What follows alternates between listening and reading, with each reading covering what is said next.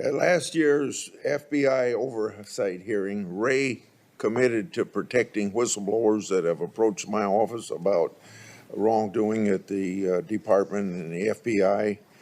Do you commit to me, this committee, and the Senate as a whole that any retaliatory conduct against whistleblowers will be disciplined? I do, Senator, and you know well, more than any other member of this committee, that I've been a staunch supporter of whistleblowers and of the False Claims Act during the entire period of my role as a judge as well. I'm going to set up a hypothetical fact pattern for you and ask you to tell me how you would handle it. The Justice Department and FBI receive information from over a dozen sources. That's the first one. Second, those sources provide similar information about potential criminal conduct relating to a single individual. And third, that information was shared with the Department and FBI over a period of years. According to department policy and procedures, what steps would the department take to determine the truth and accuracy of the information provided by those sources? I'm sorry, these are whistleblowers, so they're internal sources? Is that what you're saying? I'm not sure. Doesn't matter where that comes from. Just the fact that I want to know you got that information. How would you go about handling it? Yeah, so reports of wrongdoing are normally reported to whatever the appropriate department component is. It might be U.S. Attorney's offices in the district in which it allegedly took place. It might be directly to FBI components and to FBI task forces. In cases involving whistleblowers, of course, there are specific provisions for making complaints to the Inspector General's office or the Office of Professional Responsibility or the Inspections Division of the FBI.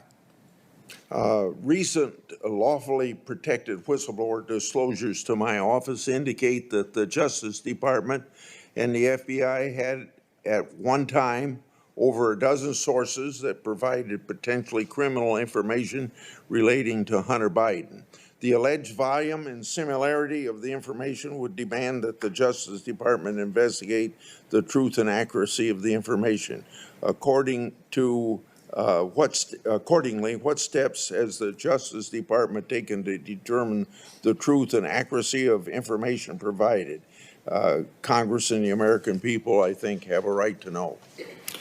So as the committee well knows from my confirmation hearing, I promised to leave the matter of Hunter Biden in the hands of the U.S. Attorney for the District of Delaware, who was appointed in the previous administration. So any information like that should have gone or should have gone to that U.S. Attorney's offices and the FBI squad that's working with him. I have pledged not to interfere with that investigation, and I have carried through on my pledge.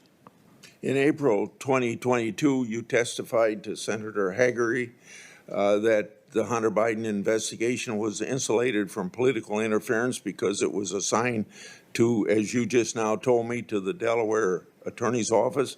However, that could be misleading because without special counsel authority, he could need permission of another U.S. attorney in certain circumstances to bring charges outside the District of Delaware. I'd like clarification from you with respect to these concerns. The U.S. Attorney in Delaware has been advised that he has full authority to make those kind of referrals that you're talking about, or to bring cases in other jurisdictions if he feels it's necessary. And I will assure that if he does, he will be able to do that. Does the Delaware U.S. Attorney lack independent charging authority over certain criminal allegations against the President's son outside of the District of Delaware? He would have to bring, if it's in another district, he would have to bring the case in another district. But as I said, I have promised to ensure that he's able to carry out his investigation and that he be able to run it. And if he needs to bring it in another jurisdiction, he will have full authority to do that.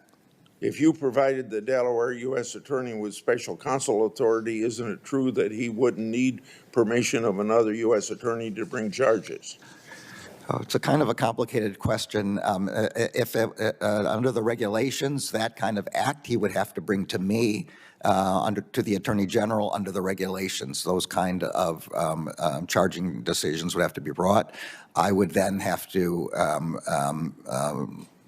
authorize it and permit it to be brought in another jurisdiction. And that is exactly what I promised to do here already. That if he needs to bring a case in another jurisdiction, he will have my full authority to do that. Has the Delaware U.S. Attorney sought permission from permission of another U.S. Attorney's office, such as in the District of Columbia or in California, to bring charges?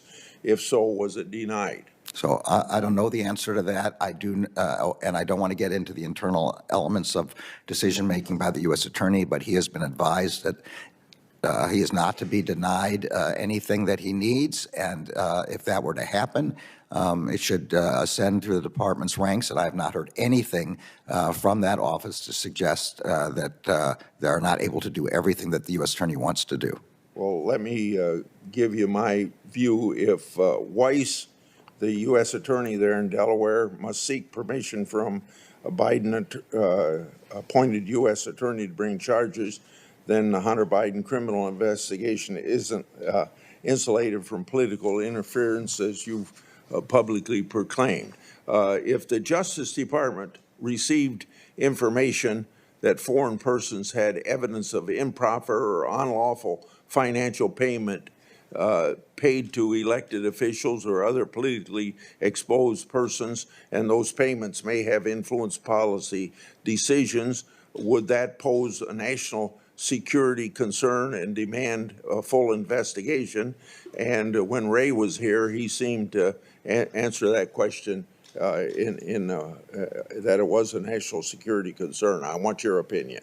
In the way that if I follow the question exactly right, if it's an agent of a foreign government asking someone and paying someone to do things to support that foreign government in secret, yes, I definitely think that would be a national security problem.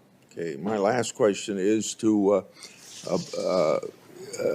whistleblowers have confidentially asserted that the DOJ's Public Integrity Unit, I think I'm going to leave that question for another round. Thank you, Mr. Thank you, Senator. Thanks, Senator Grassley. Senator Klobuchar. Thank you very much, Attorney General Garland, for being here. I know a major goal of yours was working to build morale in the department, filling a number of the jobs, and I want to personally thank you for the work of the U.S. Attorney's Office in Minnesota and our U.S. Attorney Andy Lugar, who I know you know. And he actually, at his swearing in, announced a major strategy to address violent crime that directed federal law enforcement to prioritize cases including carjackings. We've had a rash of those cases in Minnesota, and the trafficking of firearms. Under his leadership, every federal prosecutor, as you are aware, and your leadership in the office will now take on violent crime cases. Can you talk about how the department's approach to focusing on violent crime is centered on partnerships with local agencies and what you're doing? Yeah, I want to begin by saying that we well recognize that there is a terrible problem of violent crime. Very first, and the reason violent crime is important to the federal government is because it makes it impossible for people to go about their ordinary lives and carry out their civic responsibilities and their family responsibilities without fear. So the department is very seized with this problem. One of the very first things I did after becoming Attorney General, this was I think in May, is to establish an anti-violent crime strategy, which involves the kind of partnerships that you're talking about, and the kind of individual district-by-district determination that U.S. Attorney Lugar has made in his own district as to what is most necessary in that district to fight violent crime. Okay. Our plan involves 3 sets of partnerships. One is among all federal law enforcement, FBI, DEA, Marshals, ATF, and Homeland Security and other agencies so that there is no turf fighting, that we all work together in joint task forces, that those partnerships at the second level be expanded to state and local law enforcement, police, and sheriffs. There are not enough federal law enforcement in the world to deal with the problem of violent crime. This is largely a state and local issue and problem, and they are our force multipliers, and we are their resource and expertise multipliers. So in every jurisdiction, the U.S. Attorney is responsible for creating a task force of federal and state. And then finally, there has to be relationships with the community. As a former violent crime prosecutor myself, I know we don't get witnesses to testify in violent crime cases unless the community trusts us. The community doesn't trust us if law enforcement doesn't engage with them, show that we're being honest and transparent about our work, and through our funding mechanisms provide grants for violence interruption and violence intervention. Okay, thank you. That's in a nutshell is a violent crime program. Thank you for the thorough answer.